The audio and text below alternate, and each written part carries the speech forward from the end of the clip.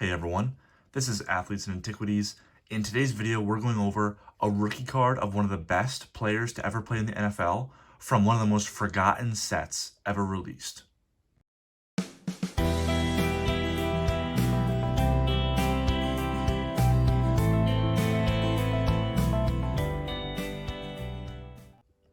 So for this episode of Card of the Day, I'm going to talk about one of my favorite players to ever play in the NFL and one of the rarest rookie cards from this time that no one really knows, no one really knows about it, or they just don't really care. They don't really understand how rare this set was.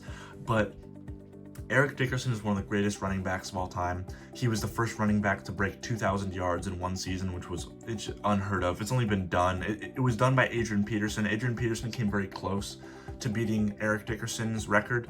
That was the year he came back from the ACL injury and just shocked the league. He won MVP that year, as he rightfully should have. But Eric Dickerson is in the pantheon of NFL running backs. And his rookie card is very iconic.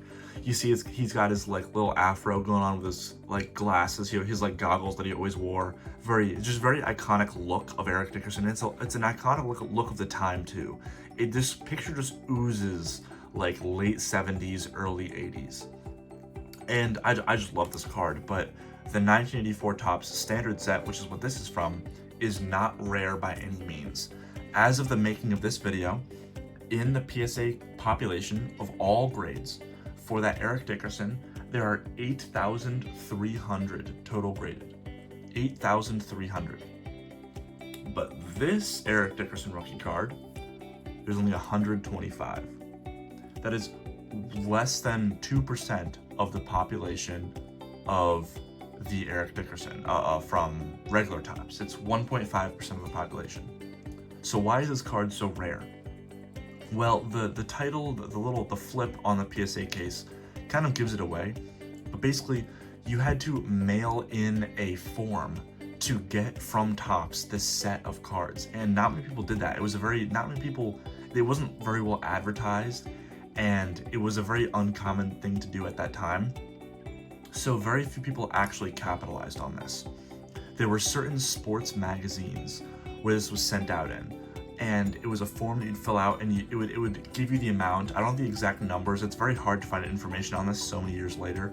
But they would give you, there was an amount you had of money you had to put in an envelope with this form, and you'd send it to Topps, and Topps would send you a 30-card set of 1984 cards with alternate arts, but still from that same set. So this is number 7 of the 30-card set.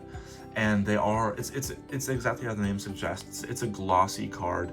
It's hard to see through the case, but it's a very glossy card compared to the matte cardboard of traditional cards from this time. So it was a higher quality card.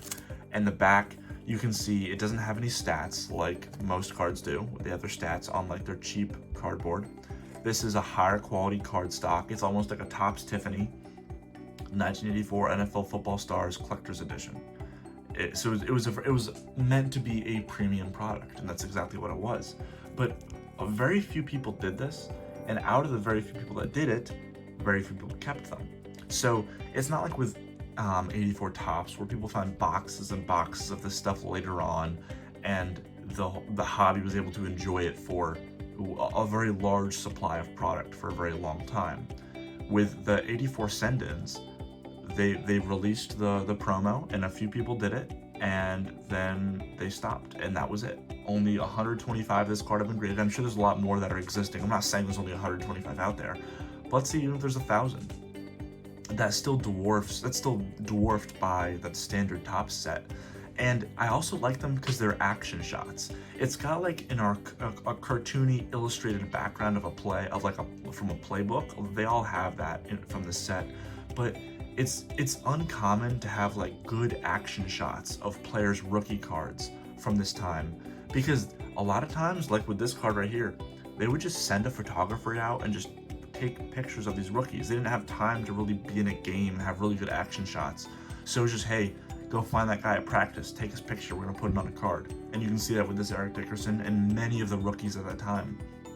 A lot of the rookies in this era had kind of lame arts to it. There are obviously very notable exceptions to it, but just the good action shot of Eric Dickerson, because this is later on once the season started when this was released. So they had good playing time to get good photographs of all these players, and so it's just a really cool card, a very unique release, a very niche release, and a very niche item. Because when people want the rookie, they think of the classic rookie. But for it being so much rarer, it's not that much more expensive. A PSA 8 of this Dickerson is like $30, and I think I paid like $45 for this one. So it's a very negligible difference for how rare this card is. So if you're into that, this could be a great pickup for you.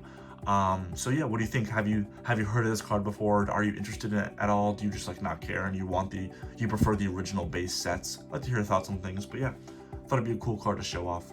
See you later.